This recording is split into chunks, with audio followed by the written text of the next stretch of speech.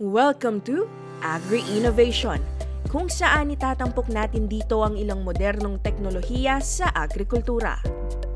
Sa unang episode ay bibida ang Sari-Ani, isang innovative application ng InnovSmarter para tulungan ang mga magsasaka. So, ang InnovSmarter po ay gumawa ng isang application na tinatawag namin Sari-Ani. So, ito pong Sari-Ani natin is a centralized app na ginawa natin para i-organize lahat ng serbisyo na pinoprovide ng InnovSmarter. Sa kasalukuyan po, meron tayong libreng feature na pwede nang magamit ng ating mga karaniwang magsasaka at mga interesado sa pagsasaka.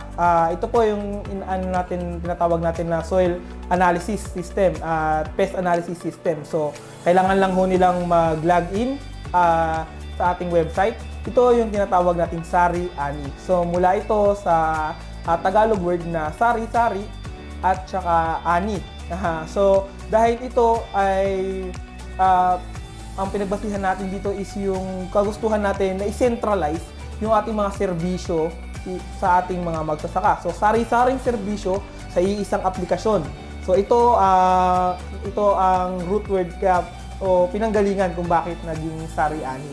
So, dito makikita natin ang ating aplikasyon kung saan gumagamit ito ng deep learning analysis at saka computer vision para tulungan ng ating farmers na mag-decide kung ano ang dapat nilang gawin sa kanilang mga farm.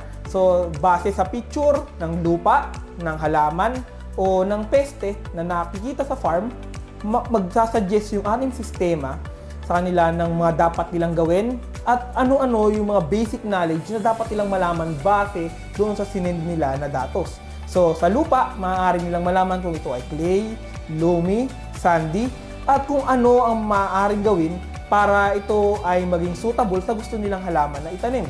At kung ang pipicturean naman natin is yung halaman, makikita naman natin kung anong halaman ito at paano ang magandang paraan ng pag-aalaga ng halamang ito. Kung peste naman, isasabihin niya kung anong peste ito at paano dapat ang gawin para mapigilan ang pagkalat ng pesting ito sa ating mga taniman.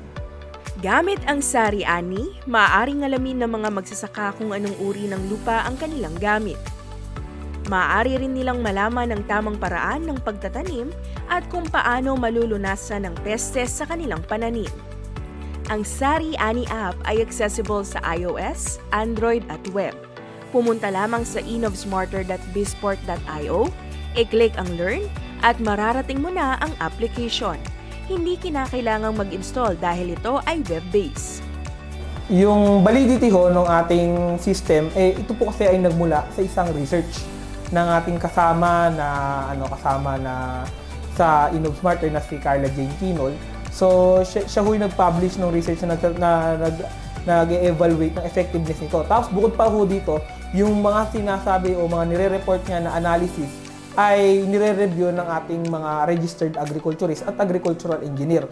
Kung saan yung posibleng lumabas na detalyadong analysis ng lupa o ng halaman ay kina-counter-check. So, pag gamit mo ng application and may sinabi siya sa'yo, it will be counter-checked ng agriculturist natin tsaka ng agricultural engineer, and then to be approved yun, pag umapprove, lalabas doon na this data is approved by agriculturist or agricultural engineer.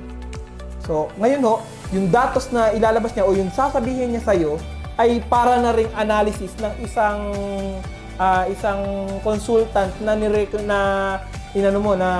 kumbaga kinonsult mo online. Kasi dahil sa online consultation, madalas picture lang din ang pinapakita natin. So, parang ganun ang ginagawa natin dito. At ito ay libre. So, ganun siya kaganda. Upang magamit ang Sari-Ani, kailangan lamang i-upload ang larawan ng lupa, halaman o peste. Sa loob ng ilang segundo, lalabas ang detalyadong analysis at recommendation. So, ang Sari-Ani ho ay kumikita sa pamamagitan ng mga ads placement. So, pag in-access mo yung app, may konti tayong ads kung saan siya yung nag-generate ng income na kailangan para ma-maintain lang natin yung page. Hindi naman natin kailangan kumita ng sobrang laki dahil yung pag-maintain ng page yung mahalaga sa atin, and then naifa-funnel naman natin yung mga gumagamit ng application sa pagkuha ng serbisyo natin. Sa likod ng Sari-Ani ay isang AI system na patuloy na natututo mula sa iba't ibang uri ng soil, halaman at pest analysis.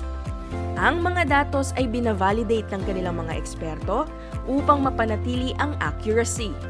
Sa kasalukuyan, mahigit 100 farmers na mula sa iba't ibang kooperatiba sa Lupao, San Jose at Jaen ang gumagamit ng Sari-Ani.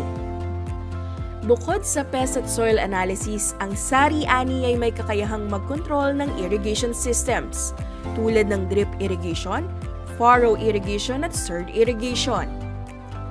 Gamit ang automation, makakatipid sa tubig at mas mapapabilis ang pagpapatubig ng lupa.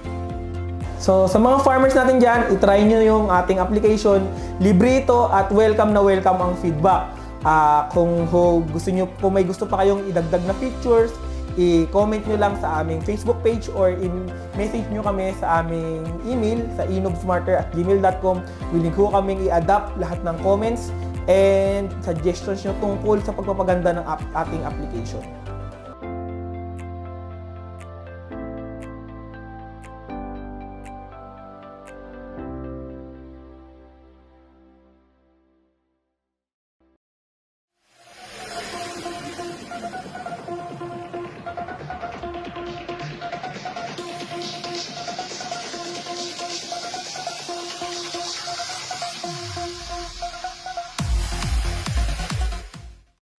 Ngayon sa Agritech, muli nating bibisitahin ang isang kilalang kabataang magsasaka na nagsimula lamang sa 1,000 pisong kapital upang itatag ang kanyang hydroponics farm. Walang iba kundi ang hydroponics king ng lungsod ng San Fernando, Pampanga, si John Harold B. Zapata.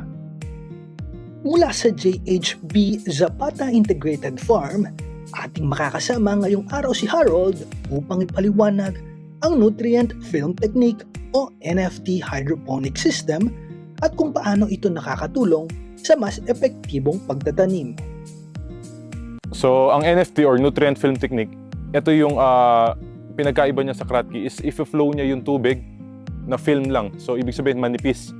If-flow niya yun sa mga tanim, sa lettuce, then since na may mga butas ang styrocaps, i-absorb yun ng coco-pit paakyat dun sa ugat ng halaman. So recirculating lang siya, pump na ang nag-aano. Ang maganda dito is oxygenated ang tubig. Kaya kung mapapansin nyo, is proportion, pantay-pantay ang growth nila since na well-distributed ang nutrition nila. Sa NFT, malaki. Unang-una yung hindi ka na magdidilig. Unang-una yun, hindi ka na mano-mano magdidilig. Pangalawa, yung nutrition na concentrated siya kasi recirculated lang siya. Unlike sa lupa na pag nagsabog ka ng abono, is almost 50 to 70% natatapon. Dito kung ano ang linagay mo, 100% na-absorb niya. And mas nakaka-save tayo ng time, effort, at saka yung tubig at abono dito. So gumagamit tayo ng mga tester, may tester tayong ginagamit. So every morning, nagre-refill kami ng tubig and nagta-top up kami ng nutrition. So may mga pansukat tayong aparato para ma-maintain natin yung exact na nutrient content na kailangan ng halaman. Pati yung pH, siyempre. Pero ang pinakamahirap talaga dito is yung environmental factor kasi nasa labas siya, hindi mo siya makontrol. So lahat ng nasa loob ng greenhouse is control mo eh. Pero yung mga gaya ng panahon, sudden changes ng weather, so ang hirap niyang i-control. Ngayon ito, magsa-summer, so ang ginagawa namin is maglalagay kami ng extra shading net para mas mapababa yung intensity ng UV. So ngayong umaga, ipapakita natin is paano tayo magtanim ng punla hanggang sa i-transfer natin siya sa NFT system. So unang-una kailangan natin, meron tayong materialis na ito, growing medium natin is yung coco pit. So sterilize na to. Then meron tayong styrocaps, syempre. So pwede tayong gumamit ng 8 ounce yung coffee cup. So ito, fabricated na kasi ito eh. Syempre seedling tray para sa punla. Then sprayer. Syringe para masukat natin yung dilution rate ng ating solution. Syempre yung seeds. At yung pinaka-importante sa lahat, yung nutrient solution. Ito yung magiging parang pagkain ng ating mga halaman.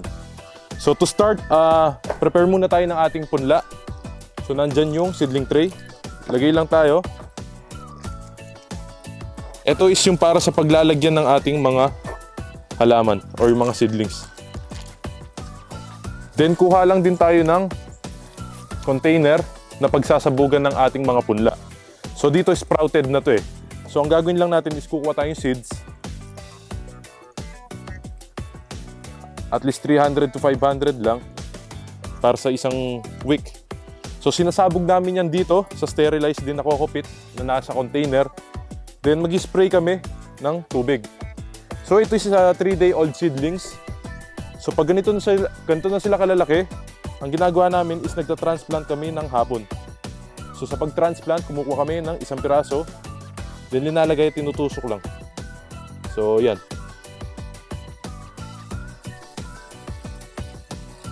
So once na transplanted na yan, didiligan lang natin sila ng tubig. After 1 week, magiging ganyan ang itsura niya. So yan. So ang gagawin natin dito is yung tinatawag na bottom watering. Kung saan is maglalagay tayo ng tubig sa ilalim nila. So hindi na tayo nag-spray. Pero ang ilalagay natin tubig ay may yung nutrient solution na. So ang dilution rate na to is 2 ml every liter of water. So naglagay tayo ng 1 litro dito, maglalagay tayo ng 2 ml.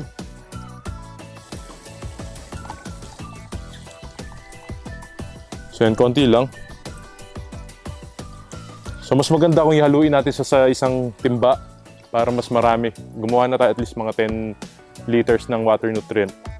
So para lang ipakita ko, so kailangan mag-dilute lang tayo ng tig 2 ml.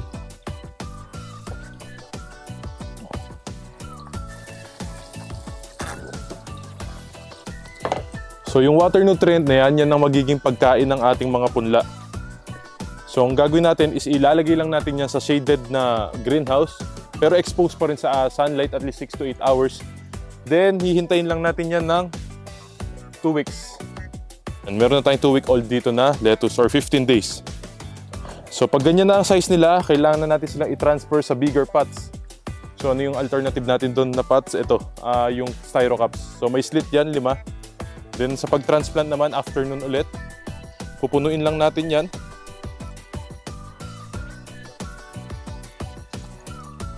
Then bubutas tayo sa gitna, ayan. At maglagay ng isang punla. So 1:1 lang palagi. Ingatan lang natin maputol yung roots para hindi siya mamatay or magkaroon ng mortality. So once na transplanted na yan, hintayin lang natin yan ng 1 araw for hardening stage. Then pwede na natin silang i-transfer dito sa ating NFT system.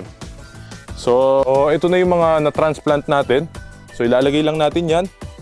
Then magre-refill lang tayo ulit ng water nutrient doon sa reservoir, tapos pinapump niyan. So ito yung newly transplanted natin sa ating NFT system. Then every week, yan, lumalaki sila. So napakadali lang gawin and napakabilis. At syempre, simpleng-simple.